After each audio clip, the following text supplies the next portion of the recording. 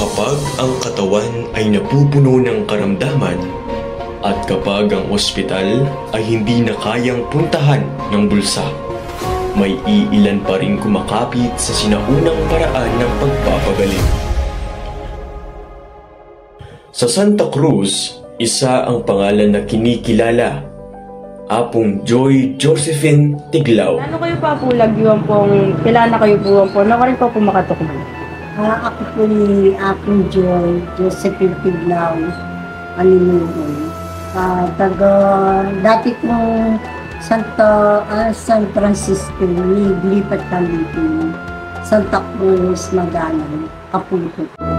Sa kanyang tahanan, sa gilid ng lunti ang halaman at tahimik na paligid, dumadagsa ang mga taong may dalang panalangin at pag-asa.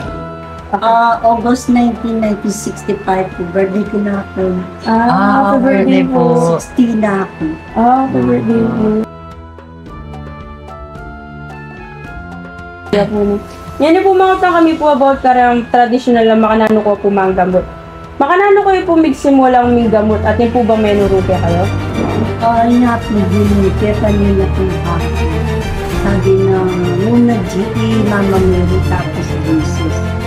Sabi na manunukat ako. Dati, 19 years old pa kami.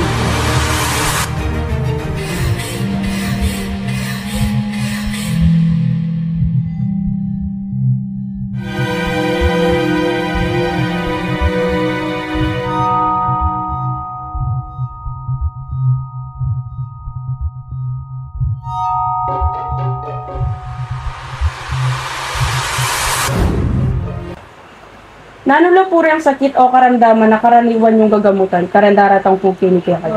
Ditang nasapian na bakulang, sapian na rin bad spirit, kapri, beding matulin, devil, bad spirit. At saka kay ditang mapipili, lalagnat, through hilo, malakor, minsan pili.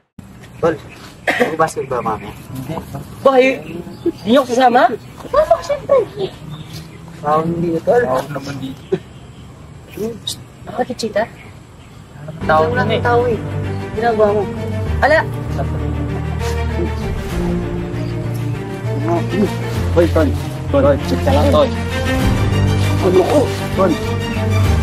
Ano ka nagigiro mo, tol? Kamahin, tol. Uy! Bigay mo po ito. Bigay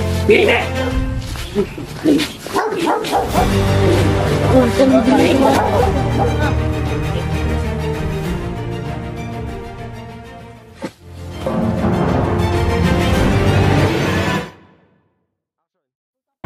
Ano? Ano ba? Ano nangyari sa'yo? May saltik ka ba o ano?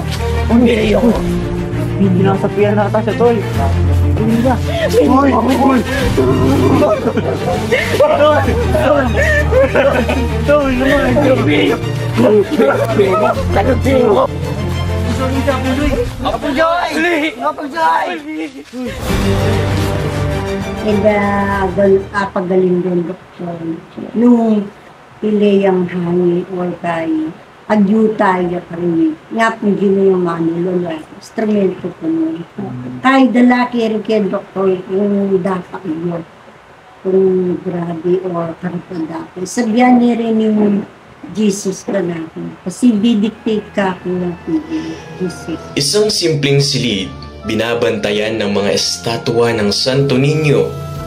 Doon, makikita si Apong Joy. Nakaluhod, may hawak na langis at nagdarasal. Ang bawat haplos ng kanyang kamay may kasamang bulong ng panalangin. Ang bawat halamang dinidikdik, sinasabayan ng paniniwala. Apong Joy! Apong Joy! Bili niyo ko! Bili niyo ko! Bili niyo ko! Apong Joy, tulong! Sapian! Ay, go! Uy, napupulo ka! Upo ka na!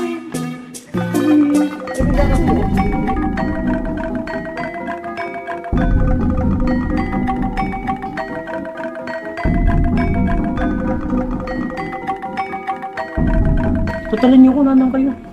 Ha? Bakit? Pasalamat. Ba, kala ko ba magbabasketball tayo mamaya?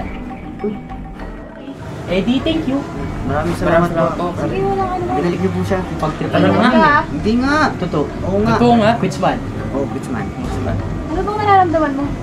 Wala, mapagaling ko. Para sa ilan, Maraming salamat. ito'y sinaunang pamahiin. Ngunit para sa mga dumudulog sa kanya, ito ay pag-asa na may hatid na ginhawa.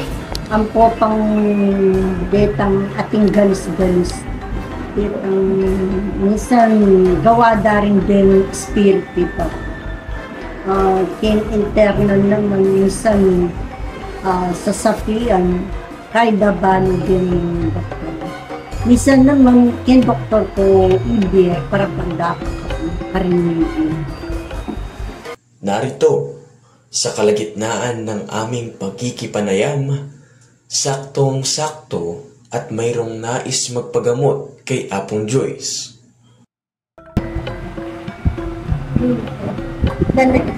Mary Andrea.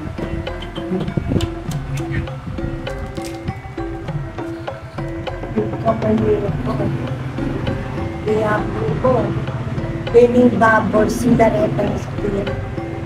Masama.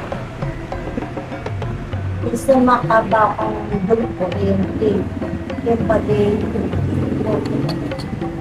isa sulit ng pali.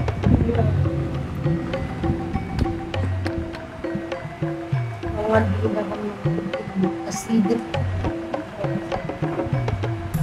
Sabi na po. Tama malis mo po yung pali. Tampaliyo tingnan kaya mga anak. Kaya minsan tingin lang kakalabot. Ang bawat haplos ng kanyang kamay may kasamang bulong ng panalangin. Ang bawat halamang dinidikdik, sinasabayan ng paniniwala. Para sa ilan, ito'y sinaunang pamahiin. Ngunit para sa mga dumudulog sa kanya, ito ay huling takbuhan.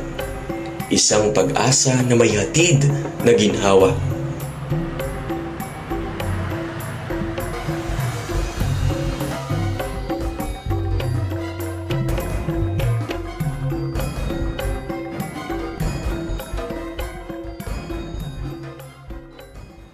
Ako po yung Mary Ann Duran, 30 years old. Papaulo ko po kang Milagros. Ngayon din po masalit ko po balak ng po kung ganit po. Ipas na ako pong todo. Wala na ako pong paramdaman kayong hilot ng po po. Hindi lamang sakit ang ginagamot ni Apong Joy, kundi pati takot, pangamba, at kawalan ng pag-asa. Sa bawat taong lumalapit sa kanya, buhay na nagpapatuloy ang tradisyon ng albularyo, isang bahagi ng kulturang Pilipino na hindi kayang burahin ng panahon.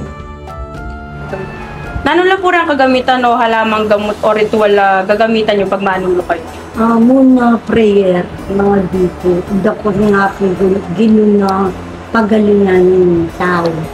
Kahit isang tawas, ebon, ang po pang herbal, pangpaalis kuko, lubigan, ang po ang na skin spirit, detang masama, detang kulangan. Ano pong oregano para kayong kuko. Ready, go. Apong Joyce! Tuwa ba? Sige po kayo.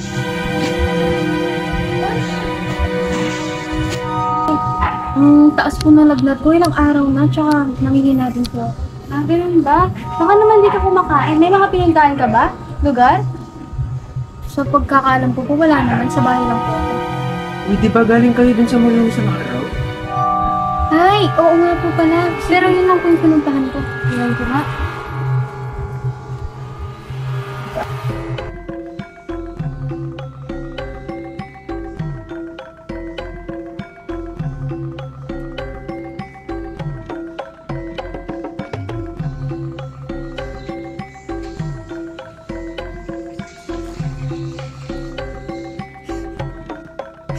Tuloy lang. Alam ko na. Sige, tuturan. May nakausap ka sa jeep matanda. No? Yung nakaputing damit, na nakabangs? Ah, opo, katabi ko po siya. Ano po ba meron? Ako pa niya.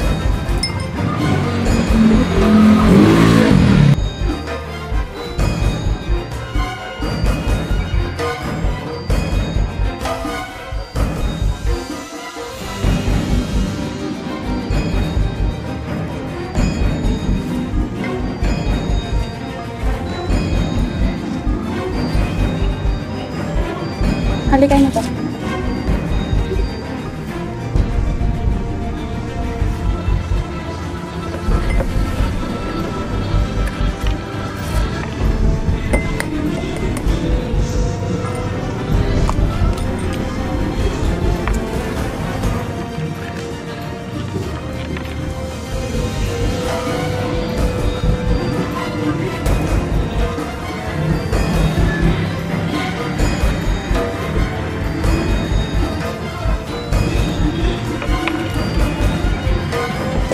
Alam ko na.